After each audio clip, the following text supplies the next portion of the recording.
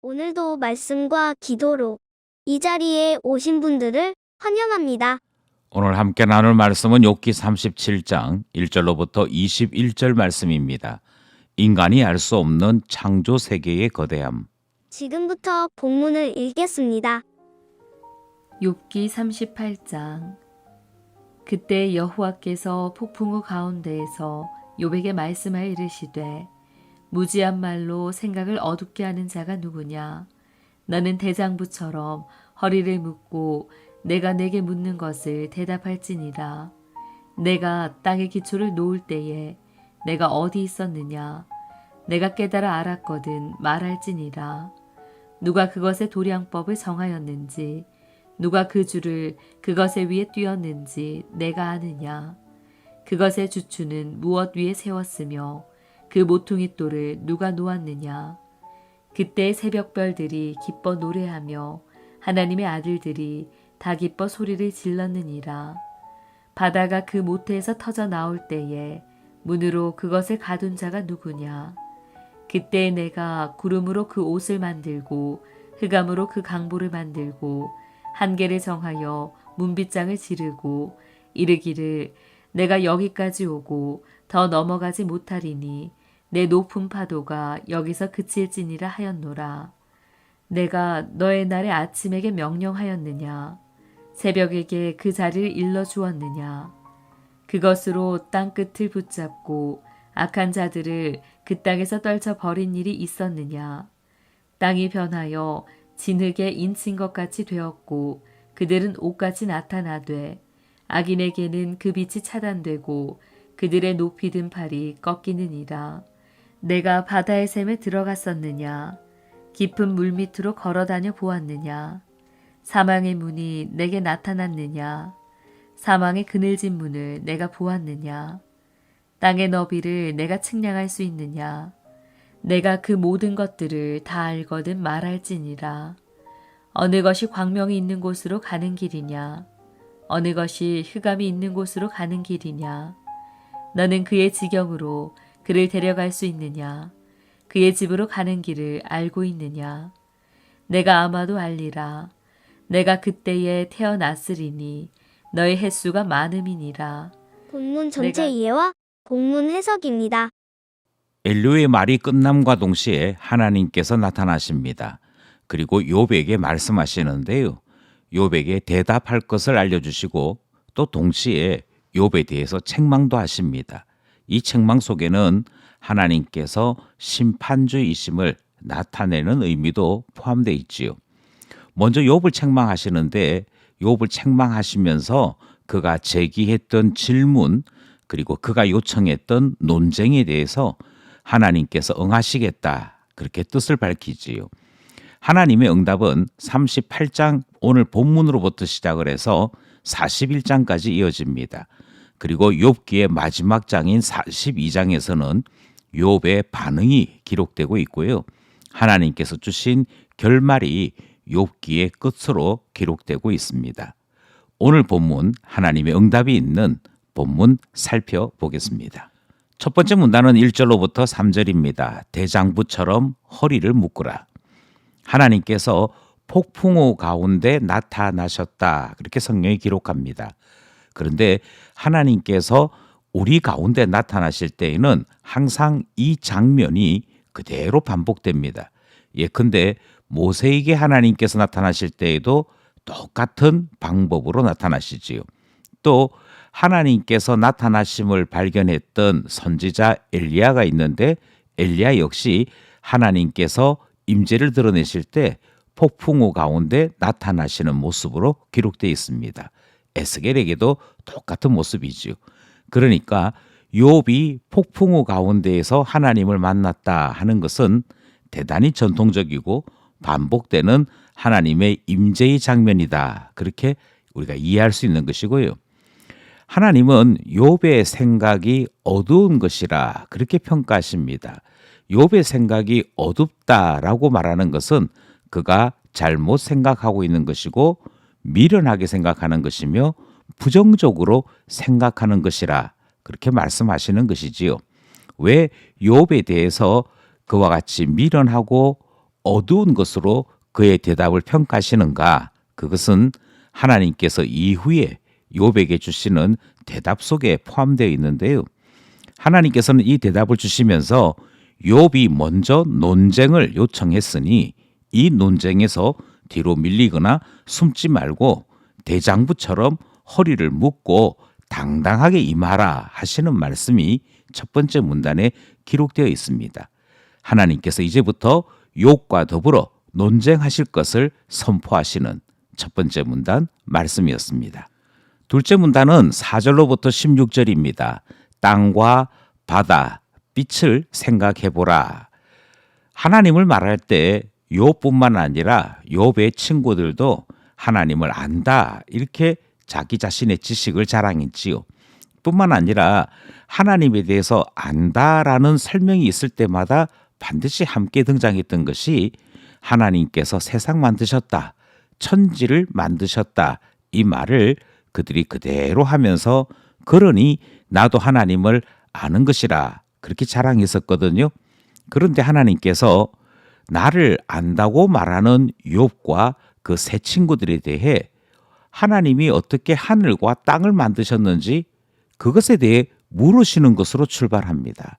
바꿔 얘기하면 정말 아느냐 하시는 하나님의 반문이 이 문단 속에는 포함되어 있는 것이지요. 하나님께서 욥에게 제일 먼저 땅의 기초를 쌓을 때 너 어디 있었느냐, 어떻게 아느냐라고 질문하시지요. 또 땅을 정하게 하는 것, 그러니까 형태를 잡아서 주님께서 모든 것을 배치하실 때 하나님의 도량법이 무엇이었느냐 그렇게 물어봅니다. 또 땅에 변하지 않고 유지되는 것이 무슨 이유 때문인지, 또 땅 위에 물이 있고 파도가 있고 바다가 있는데 왜 그와 같은 것들이 경계를 지키고 그 순서를 따라 움직이고 있는지 물으시는 것이 등장하고요. 이 땅 위에 아침이 되고 빛이 비치는 이와 같은 모든 일정들에 관해서 이것이 어떻게 일어나는 일인지를 물으시는 것이 둘째 문단에 기록되어져 있습니다. 이 질문은 그것이 어떤 원리인지 과학적으로 대답하라 하는 의미가 아니지요. 오히려 하나님께서 안다고 그러는데 정말 아느냐, 나에 대해서 제대로 알고 있는 건 맞느냐라고 하는 사실을 물으시는 것이고요. 하나님에 대한 신앙 고백, 전능하사 천지를 만드신 하나님을 내가 믿는다라고 말을 할 때 그 믿음이 참된 것인지를 질문하는 내용이 둘째 문단에는 포함되어 있는 것입니다. 생각해보라. 알고 있느냐? 물으시는 둘째 문단 말씀입니다. 셋째 문단은 17절로부터 21절입니다. 깊은 곳과 빛을 생각해보라. 하나님께서는 계속해서 질문을 이어가시지요. 그런데 앞서 있었던 둘째 문단은 이 세상에 있는 물질이나 이 세상에 있는 현상들에 대한 것이었다면 마지막 문단에서는 세상적인 현상 또는 차원적인 것을 뛰어넘는 초이성적인 것들, 초현실적인 것들에 대한 질문이 등장하는데요. 하나님의 질문이 사망의 문을 보았느냐 그렇게 물으십니다. 사망의 문을 본 사람도 없고 그것이 있는 줄도 알지 못하는 사람들이 다수이지요. 그런데 주님이 물으시기를 너는 사망이 어떻게 되는지 그 사망의 문은 어떻게 통과하는지 알지 못하면서 왜 죽기를 바랬느냐라는 질문을 하시는 것입니다. 뿐만 아니라 하나님은 땅에서 더 큰 세계로 이동하시는데요. 땅 전체에 대해 물어보십니다. 그리고 우주 정경 전체에 대한 질문을 하시는 것이지요. 땅 전체를 재어보았느냐? 아니면 하늘에 있는 광명, 흑암이라고 불려지는 어두움에 대해서 어느 정도 알고 있느냐? 질서에 대한 질문을 하시면서 정말 천지를 지으신 온 우주의 하나님에 대해서 무엇을 알고 무엇에 대해 불만을 가진 것이냐 물으시는 것입니다. 결국 하나님은 욥과 세 친구들이 하나님에 대한 지혜가 있다라고 떠들었던 것에 대해 하나님께서 여러 번 확인하시는 것이지요. 알지도 못하면서 아는 척하는 것, 세상의 주인이시고 온 우주를 창조하셨다 하는 그 말에 대해 정말 어느 정도 확신하고 있는지, 제대로 알고는 있는 것인지 물으시는 내용이 오늘 본문 전체에 포함된 메시지입니다. 우리가 하나님에 대해서 얼마만큼 알고 있는지 생각해보라. 주님의 반문이 포함되어 있는 오늘 본문 말씀 살펴보았습니다. 말씀을 따라 기도하며 결단해 봅시다. 본문을 따라서 곰곰이 생각을 해보면 많은 사람들이 하나님이 살아계신다고 하면 어떻게 이런 일이 있습니까? 라는 식의 원망과 불평을 할 때가 있습니다. 그런데 하나님께 대한 원망과 불평은 하나님께서 물으시는 질문 그대로 깊은 생각에 의해서 나온 것이 아닙니다. 대단히 감각적이지요. 또 대단히 통념에 가깝습니다. 오히려 하나님께서 하나님에 대해 제대로 고민했는지 생각했는지 주님이 다시 물으실 만큼 우리는 대충 생각하고 그리고는 그것을 기초로 원망하고 불평하는 습관을 가지고 있습니다. 하나님을 깊이 생각할 줄 아는 신자 되어야겠습니다. 그리고 하나님을 깊이 생각할 줄 알게 될 때 그제서야 하나님으로 인해 감사하는 참 신자 되는 것이기에 하나님을 생각하는 저희 되게 해주십시오. 하나님으로 인해 감사하는 신자 되게 해주십시오. 이렇게 기도하게 되는 것이지요.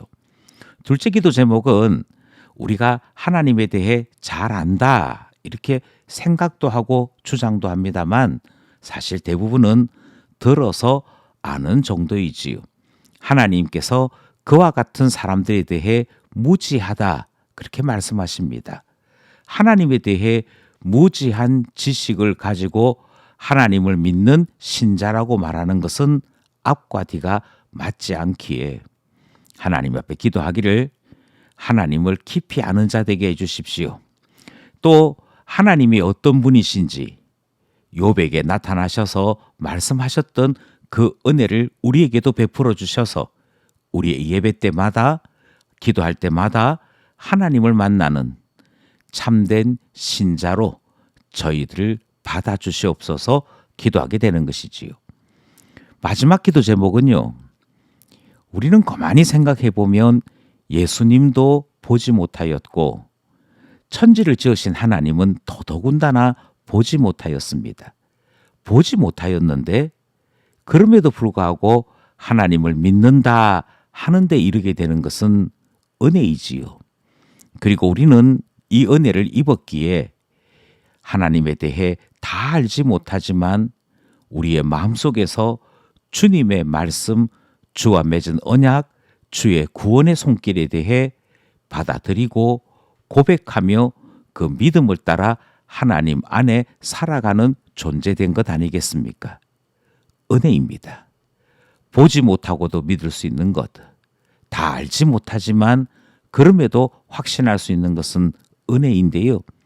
이 은혜가 소멸되지 않도록 우리에게 은혜 위에 은혜를 달라 기도하게 되는 것이지요. 오늘도 말씀과 기도로 주님 기뻐하시는 삶을 살아가는 우리 모두 되기를 간절히 소원합니다.